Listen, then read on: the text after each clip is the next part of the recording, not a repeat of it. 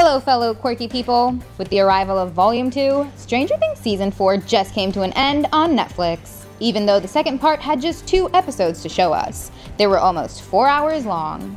And that was enough to add in some great emotional moments and some crazy battles with Demogorgons, Demobats, and Vecna himself. Spoiler warning for those who haven't seen Volume 2 yet. Make some time and go binge the heck out of it, cause it's awesome! We got quite a few surprises, and one of those was Vecna's big reveal. At the end of Volume 1, we were left asking what Vecna has been up to for about 7 years within the Upside Down, and why didn't he show up until Season 4? We presumed that since he felt a kinship with spiders, he may have found the Mindflayer within the alternate dimension and began to worship it.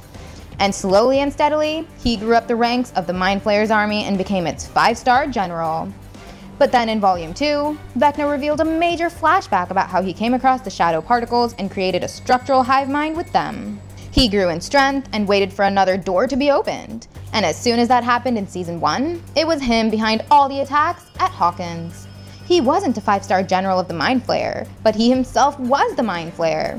And now in Season 4, he wasn't dependent on 11 to open gateways between Hawkins and the Upside Down. He found his own way to do that by building a psychic connection and killing some vulnerable teens of Hawkins. But as he tries to put his curse on his victims, he has to go in a trance state. So at this moment, his body is quite vulnerable. That's why he protected himself with Demobats all around. So to take him down, the kids came up with a gutsy plan. Max will grab his attention by acting as bait. Meanwhile, Dustin and Eddie would attract the Demobats towards them. And while they do that, Nancy, Steve, and Robin would go and attack his unprotected body. They also got some unexpected help from 11, who piggybacked into Vecna's psychic connection with Max. And on the other side of Earth, Murray, Hopper, and Joyce scorched the Demogorgons to give the kids an advantage. Ultimately, things got tough on all ends as Vecna saw right through their plan with his hive mind. But Elle led the attack and she was joined by Team Hopper and Team Steve at the same time. Elle hit Vecna through her psychic connection and she was helped by Team Hopper. Meanwhile, Steve and Robin burned his physical body with Molotov cocktails and Nancy shot him several times with a shotgun. These constant attacks were tough to handle for Vecna and he was pushed out the window of his old house. He fell to the ground while his body burnt. This fall should have been fatal and it seemed that Vecna was dying. But as soon as Team Steve came out of the house, poof! His body had just vanished and he was nowhere to be seen. So what happened to him? When Will came back to Hawkins, he felt a strong connection to Vecna yet again, since Hawkins now had a giant gateway into the Upside Down.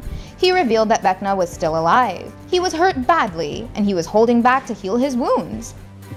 Now that I'm here in Hawkins, I can feel him, and he's hurt.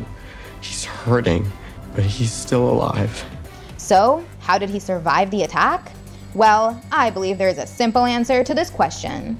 While he was close to his death, he could have used his final ounce of energy to call in some Demodogs and carry him away. That's how he must have escaped and hid himself. He told Elle that she had already lost. You have already lost. And he had shown Nancy a glimpse into the future.